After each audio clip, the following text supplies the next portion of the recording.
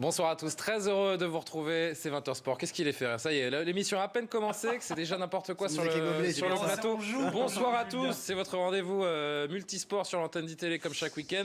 Vous avez remarqué, puisqu'il se fait remarquer, que Giovanni Costadi nous avait retrouvé. Et oui, Yahoo.fr. Comment ça va? Très bien, je suis content de vous retrouver, vous m'avez manqué la semaine dernière. Moi aussi, un petit peu, pas beaucoup, mais un petit peu. Loïc Tanzi de Goal.com, toujours l'arrêt, c'est parfait, la mèche sur les côtés. Là, c'est un peu long. Super, Baptiste Mandrion. Alors, Baptiste Mandrion, qu'on se le dise, Baptiste Mandrion n'est pas mono à l'Alpe d'Huez. Il est bien journaliste pour VSD. Il faut juste faire quelques trêves de temps en temps. Mais il a passé des bonnes vacances. Exactement. Et on s'en félicite pour lui. Salut Baptiste Julien. et Nicolas Xismartov, qui est Bonsoir. superbe également et qui représente SoFoot. On est tous ensemble pendant une bonne petite heure autour de la table pour évoquer toute l'actualité sportive. Évidemment qu'on va parler de ce Marseille-PSG. On sera d'ailleurs sur place à Marseille dans quelques instants pour évoquer cette rencontre avec l'un des envoyés spéciaux, Olivier Talaron. Mais du rugby d'abord, puisque c'est aussi l'événement du week-end, le tournoi destination qui a repris ses droits, 3e journée. Et 2e défaite pour le 15 de France qui s'est incliné sur la pelouse de l'Aviva Stadium en Irlande. Donc les images de cette rencontre, les voici tout de suite. Déception évidemment pour les joueurs de Guinoves qui ont dit adieu définitivement ce soir à un titre dans ce tournoi destination. Pas mathématiquement, mais quasiment définitivement, on peut le dire. Camille Lopez qui a marqué les 9 points du 15 de France, qui a été dominé par cette équipe du 15 du Trèfle, 19-9, donc avec un seul essai dans la rencontre marqué par les Irlandais. Un voyage à vide, pas de bonus défensif non plus pour ce 15 de France des Bleus, qui court toujours après un exploit sous l'ère Guinoves. Et Nicolas Xismartov, j'ai envie de commencer avec vous. Cet exploit, il commence à se faire attendre.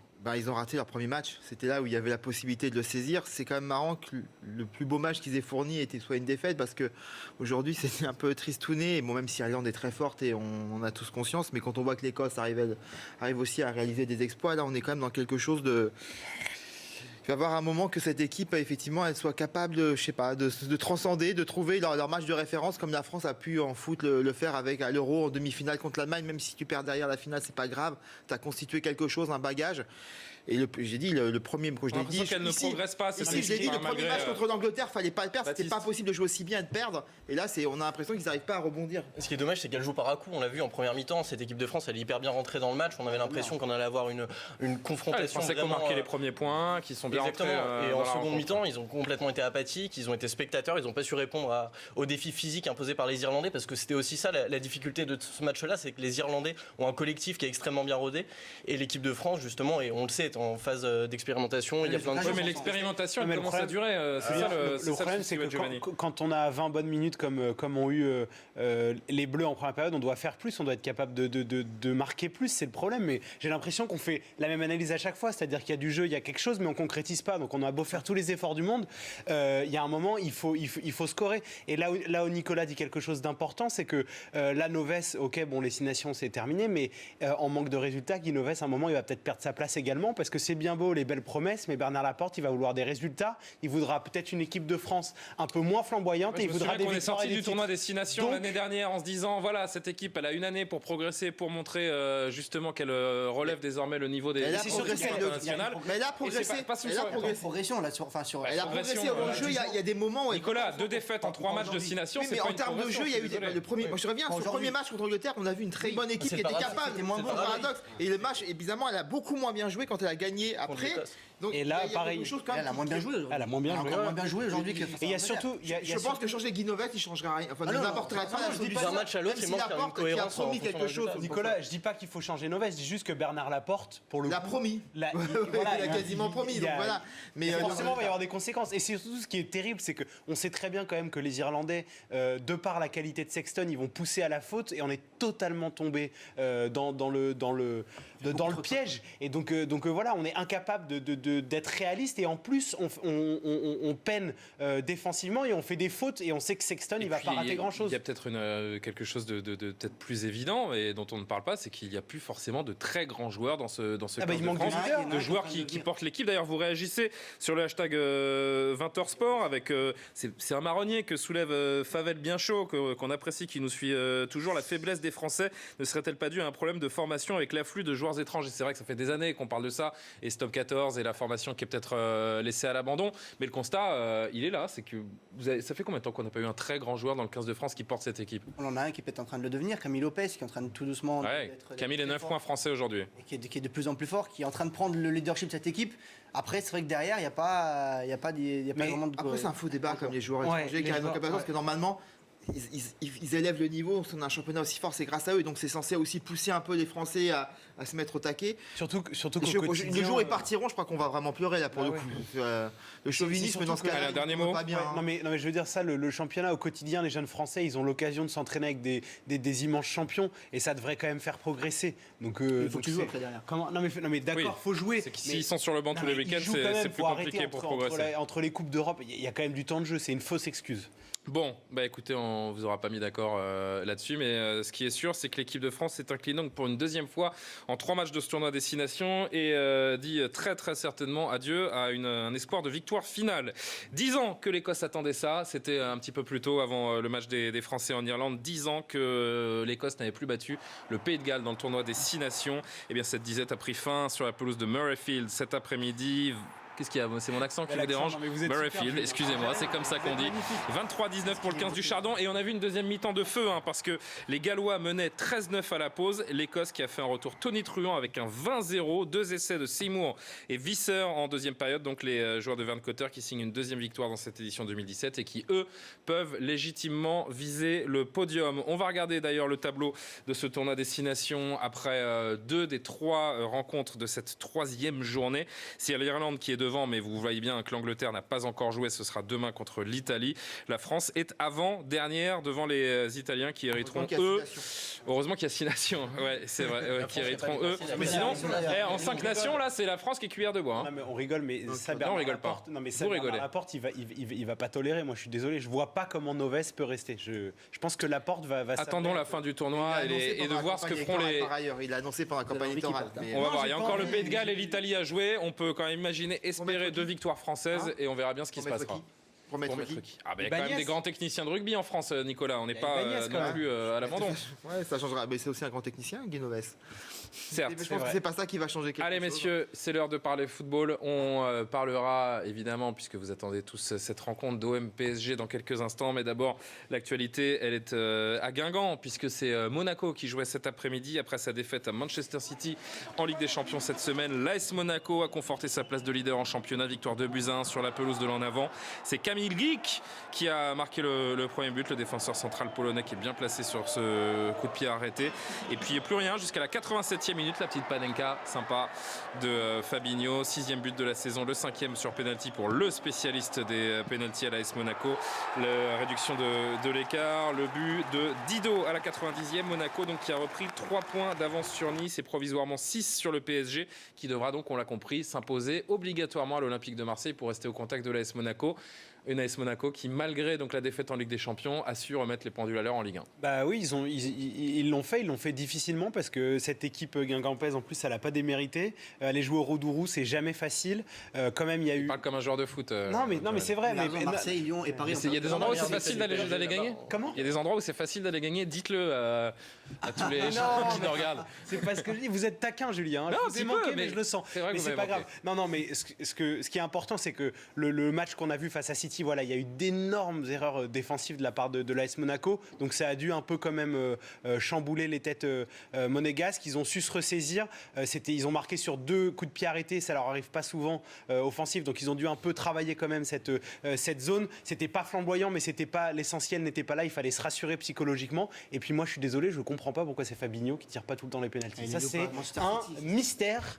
Voilà, c'est pas il les tire tout le temps, sauf mercredi soir en Ligue des Champions. C'est lui qui devrait les tirer. Il est exceptionnel sur penalty. Quand vous avez quelqu'un qui s'appelle Falcao dans votre équipe.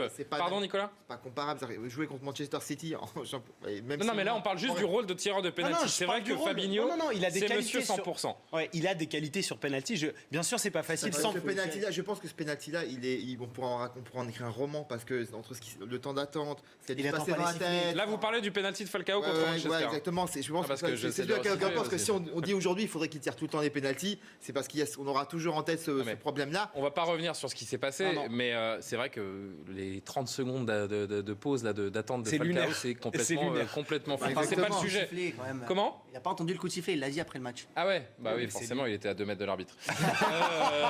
Qu'est-ce que vous avez pensé de cet AS Monaco qui suit le rythme de champion, hein? Énormément de caractère, parce que c'est pas facile quand même quand on perd en milieu de semaine à Manchester City. T'allais gagner à Guingamp le week-end d'après. Tout ça avec ils mettent- Subasic dans les cages. En plus, bon, ça, je sais que vous l'aimez pas, mais bon. Mais après ils mettent vraiment beaucoup de pression sur le PSG qui va à Marseille justement, et ça va pas être facile pour Paris d'aller gagner là-bas. 6 points d'avance. Ça commence à sentir bon quand même pour Monaco. On ira à Marseille justement dans un instant, mais d'abord Baptiste C'est sur la la scène force qu'on a pas de entendue. Leonardo Jardim et justement de ces hommes de prendre match après les matchs. Et justement, c'est vrai que là, contre Guingamp, c'était hyper compliqué pour eux de se remettre vraiment dans la configuration de la Ligue 1. On l'a vu à Paris avec Toulouse, ils n'avaient pas réussi à se remettre tout de suite dans cette atmosphère-là. Et donc aujourd'hui, oui, Monaco fait preuve de beaucoup de caractère et c'est peut-être justement un potentiel champion avec cet état d'esprit-là. Alors. Et bon, on va écouter l'entraîneur potentiellement champion de France, Leonardo Jardim, et son rival du jour, Antoine Comboiré. Reste 3 mois de travail et les derniers 3 mois, c'est toujours les 3 mois plus difficiles. Et pour ça, nous avons besoin de faire une gestion à joueurs ici. Et pour Monaco, que j'ai joué plus d'autres joueurs qui ont joué toute la saison. Et nous sommes l'équipe qui plus joue pour l'Europe. Bien sûr que c'est... Peut-être on est aussi donc responsable, mais aussi mettre en avant la qualité de cette équipe de Monaco, hein, avec une équipe qui est venue ici avec des intentions bien fermes, bien solides. Une équipe, on va dire, extrêmement disciplinée, rigoureuse. Une défense imperméable parce qu'on s'est cassé un peu les dents sur cette défense. AS Monaco solide offensivement avec un milieu de terrain à faire pâlir pas mal d'équipes en Europe. Et puis cette défense avec Debo qui nous dit, c'est vrai, l'absence de Glick au match retour contre Manchester City est vraiment une tuile pour l'ASM, le pilier de cette défense. Ouais, bien sûr, Surtout qu'il n'y a pas de Jemerson à l'aller en plus, Ouais, il y avait donc pas il n'y aura pas eu la paire sur les 2 matchs. Vous y croyez d'ailleurs, vous, Ouais. à Justement, Monaco on en parlait. Moi, à je vois City bien un petit 3-1. Enfin d'ailleurs, ce sera Louis II, pardon. Ouais, un petit 3-0. 3-1 Louis II. Ouais. 3-1 Louis II. Ouais, je vois bien. Ouais. On va mettre 3-0 même en Louis 2. Ah, vous disiez la même chose mardi avant le 2-0. match. C'est pas vrai. 2-0 pour Monaco. Monaco. Il passera à 2-0 Monaco. Oui. Ouais, il faut il 2 passera buts à 2-0, d'écart. ouais. Moi, je pense que ça va faire 2-1 pour Manchester City à Voilà. Monaco. Voilà, elle a raison. Et Ouais. vous, Parce que vous Julien pensez pareil, c'est moi, pour ça. moi, Voilà. je faisais partie des gens qui ont vu Monaco trop beau. Je fais amende honorable parce que c'est vrai que je voyais cette équipe de Monaco il y a encore un mois dire ils peuvent aller très loin en Ligue des Champions. Pourquoi pas une finale? J'avais dit Et quand j'ai vu ce qui Vous s'est aviez passé dit Avec le contre match City, qu'ils ont fait, avec comment le scénario. Vous aviez dit finale, je me souviens. J'en dis beaucoup de bêtises, ouais. Je dis beaucoup non, mais- de bêtises. bien sûr, c'est effectivement. possible Et donc, encore, je vais- Julien. franchement, ça va être C'est terrible, compliqué. il faut y croire Franchement, Il faut ça va arrêter être d'être français. compliqué. On oublie que Et puis il faut pas oublier la Ligue 1 aussi. La Ligue 1, je pense que c'est quelque chose, c'est un frein à la progression de Monaco en Ligue des Champions. Pourquoi vous souriez quand je dis ça? Ah, parce que vous êtes bon, vous recadrez le débat directement. Mais non, avec mais c'est vrai. Vous le faites sur la table. Non, C'est mais vrai. ouais, on a sous-estimé Manchester City Non, aussi, c'est vrai. parce qu'ils avaient quand même mis le PSG avant en quart. On oublie toujours cette équipe parce qu'on l'a pas en tête, mais ouais, ils ont Honnêtement, réalisé un sur match ce- moi, incroyable. je suis et c'était désolé. un des plus beaux matchs que j'ai vu moi, Non, mais- quelque part beaucoup plus beau que le PSG Barça parce qu'il y avait un suspense, une course poursuite. Il y a eu 5 matchs en un match, mais ouais, on a sous-estimé Moi, Manchester moi, City et je suis je pense désolé. qu'on va les sous-estimer au retour. C'est pas Manchester City qui a gagné le match, c'est Monaco qui a perdu la Exactement. rencontre. Moi, je Ouais. suis désolé. En on peut perdant expliquer 5-3, ce c'est qu'on pas veut. possible. vrai. 5-3, Moi, je 5-3, suis- cette 1-0, équipe je de peux City, entendre. elle m'a Allez. pas bluffé pour un sou. Vous finirez ce débat un petit peu plus tard parce Vardy, qu'on va manger- parler il a de. mangé son maillot quand même à la Ouais, fin. Nicolas, il m'écoute pas. Hein. Et vous savez, c'est moi le chef à la table. hein. Alors, en dehors de l'émission, vous pouvez avoir l'ascendant sur moi, il n'y a pas de problème. on peut en discuter. Mais là, il faut vraiment Ce qui n'est pas le cas non m'écouter, plus. Ce qui n'est Nicolas. pas le cas. Le petit programme de la 27e journée avant de filer à Marseille et de parler de ce choc donc entre Marseille et le Paris Saint-Germain. Le programme, c'est avec les matchs de 20h qui ont commencé il y a un petit instant. Tiens, je vais regarder si ma tablette fonctionne, s'il y a des buts déjà après une dizaine de minutes de jeu. Non, 0-0 sur tous les terrains pour l'instant. On aura un œil attentif à Lille-Bordeaux, notamment encore au derby entre Rennes et Lorient. Demain, Saint-Étienne-Caen, Lyon-Metz et évidemment... C'est parti, messieurs. On ouvre la page Marseille-Paris Saint-Germain. C'est demain au Stade Vélodrome en direct, en exclusivité, évidemment, sur Canal+. Et regardez, les supporters parisiens ne seront pas au Stade Vélodrome demain, mais ils étaient au Bourget tout à l'heure. Ils ont tenu à encourager une dernière fois les joueurs du PSG ce samedi avant le départ pour Marseille. Les images des supporters parisiens. Donc tout à l'heure, c'est parti avec Yanis Jouder en régie, s'il vous plaît. Les voici, donc environ 200 supporters qui ont fait du bruit, ont allumé des fumigènes et attendaient les joueurs donc, qui partaient depuis l'aéroport du Bourget. On a vu, et je parle sous votre contrôle Loïc, puisque vous y étiez, Kurzawa, Cavani ou encore Kevin Trapp. D'ailleurs Kevin Trapp qui a fondu la foule des ultras pour aller les saluer. De super images, regardez le gardien allemand. Les joueurs qui se sont envolés pour Marseille. Les Parisiens sont arrivés il y a quelques minutes. Et ça, c'est Olivier Talaron en direct de Marignane qui va nous le confirmer. Bonjour Olivier, bonsoir même. Vous êtes en compagnie de Nicolas Paillard, donc à Marignane, puisque c'est à Marignane hein, précisément que les joueurs passent la nuit. Est-ce qu'il y avait le même comité d'accueil pour les Parisiens à Marignane qu'au Bourget tout à l'heure? Non, vous vous en doutez, Julien, il y avait beaucoup moins de monde évidemment pour accueillir les joueurs parisiens qui sont arrivés il y a 4-5 minutes maintenant ici à leur hôtel. On a vu plusieurs joueurs qui se sont arrêtés, notamment Kurzawa, Serge Aurier, Marquinhos et Edinson Cavani. Ouais, il y avait une petite dizaine de personnes. Ils sont pour l'instant dans leur hôtel. Évidemment, le groupe est quasi au complet, on vous l'a répété aujourd'hui, hormis Thiago Motta qui est lui forfait et hormis Maxwell qui n'est pas dans le groupe concocté par Unai Emery. Vous le savez, les Parisiens ont promis de voir un PSG version Barcelone demain sur la pelouse du Vélodrome. Ils sont très déterminés à battre cette équipe de l'OM, d'autant que depuis la victoire de Nice hier et celle de Monaco cet après-midi, les Parisiens n'ont plus vraiment le choix que de s'imposer. Merci beaucoup Olivier Talaron, merci Olivier Paillard qui vous accompagne et on vous retrouvera évidemment tout au long du week-end demain sur l'antenne d'ITélé avant cette rencontre. Messieurs, 17 points séparent les deux équipes au classement, mais le Classico, ça reste un match à part. Unai Emery, on l'a dit, récupère Thiago Silva pour cette rencontre. Mota est absent, c'est le seul forfait parisien qui reste le PSG sur 8 victoires et 2 nuls depuis 2011 contre cette équipe. Alors en face, certes, il y a une équipe revancharde, 65 000 supporters sont attendus, mais Olivier Talaron nous le disait, il nous a fait une promesse, Marquinhos, tout à l'heure, on ne verra pas le PSG de Toulouse au Parc des Princes, on verra le Paris Saint-Germain qui a affronté le FC Barcelone. Marquis ? Il va voir le PSG avec la même détermination, avec la même envie de celui-là de Barcelone.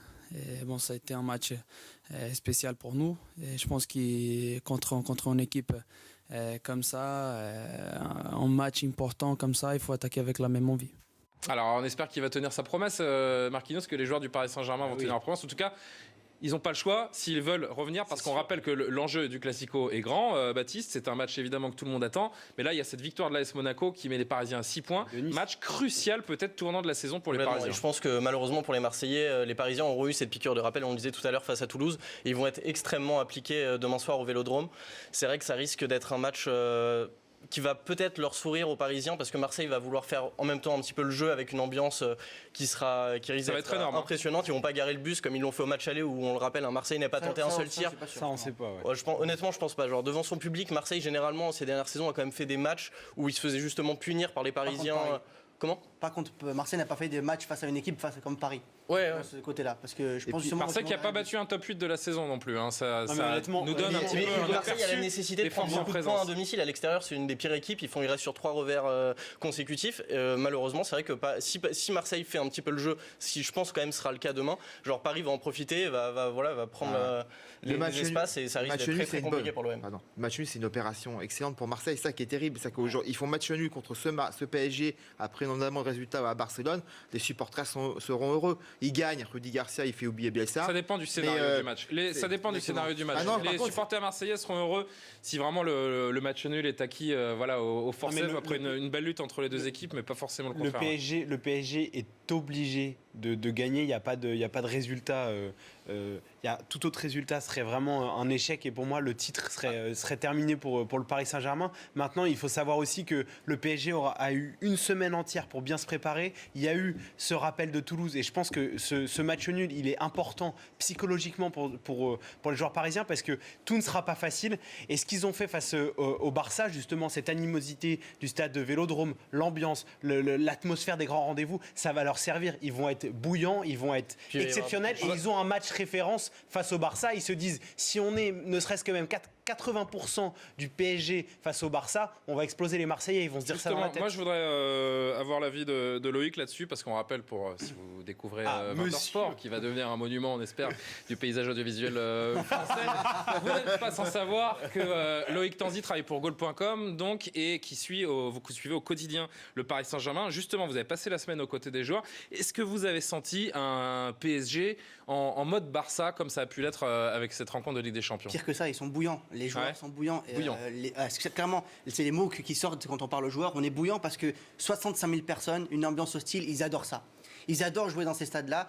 Marco Verratti disait par exemple hier que jouer dans un stade sans âme, il aime pas ça, il a du mal à se motiver. Alors que jouer au Vélodrome, pour lui, il y pense depuis D'ailleurs, je me permets de vous couper. On a vu Marco Verratti s'entraîner un petit peu à l'écart aujourd'hui. Il y a des infos à propos de Verratti. Il a dit Unai Emery a dit qu'il se sentait pas très bien musculairement, mais qu'il avait repris ensuite l'entraînement et que ça allait bien. Bon, et donc cette équipe, pour poursuivre ce que vous disiez, vous l'avez senti motivée. Ils sont prêts. Et pour moi, justement, on parle que de l'ambiance. On dit que c'est Marseille, c'est compliqué, mais c'est une force pour le PSG. Des joueurs comme ça, ils adorent jouer dans il va y avoir des joueurs revanchards comme Thiago Silva qui beaucoup ont supputé sur sa blessure. C'est de grands joueurs. Dès qu'on les siffle, dès qu'ils sentent que le public est contre eux, c'est encore pire. C'était Zlatan Ibrahimovic qui adorait ça, notamment. Le PSG a déjà gagné au Vélodrome dans des conditions largement aussi dures.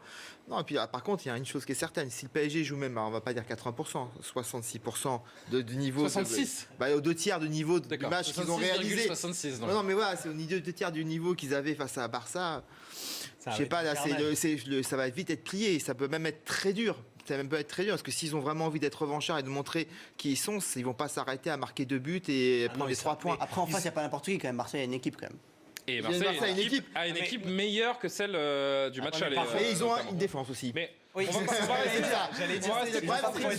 parle de la défense, mais ils n'en ont pas pris au parc. Donc ça, on va rester, messieurs. On n'avait pas le même PSG non plus. Il faudrait que je prenne un sifflet ou des cartons maintenant, parce que vous êtes ingérable, c'est incroyable. On va continuer à parler évidemment de ce Classico. Juste après la pub, on s'intéressera plus particulièrement à l'Olympique de Marseille. Mais justement, avant de faire une petite pause, je voudrais qu'on entende l'entraîneur de Paris Saint-Germain, Unai Emery. Un match important pour le football français. Je crois que les joueurs de nous ils sont habitués à jouer les matchs importants avec beaucoup d'envie pour les deux équipes, avec beaucoup de personnes à l'estade parce qu'il va faire plein. Mais je crois que c'est bon. C'est bon pour le football français, c'est bon pour les classicos, c'est bon pour les joueurs, c'est bon pour les supporters. Et vivre ce match, pour moi aussi, c'est joli. Une réponse de grande qualité de la part de Unai Emery. Pourquoi ? Parce que la question était de grande qualité et c'était Loïc Tanzi qui posait cette question tout à l'heure en conférence de presse. C'est bien, votre famille doit être fière de vous. Loïc, il est temps de faire une petite pause. C'est rare. Il est temps de faire une petite pause. Vous restez bien sur l'antenne d'ITélé parce qu'on continue à parler de ce Classico. Il y a encore plein d'autres images à vous montrer en foot à l'étranger avec Chelsea notamment. On va reparler de Karim Benzema. On va vous montrer des images également du tournoi de Marseille de tennis puisque Gasquet et Pouille et Tsonga sont qualifiés pour la finale. Vous restez bien en place. On se retrouve dans une poignée de secondes.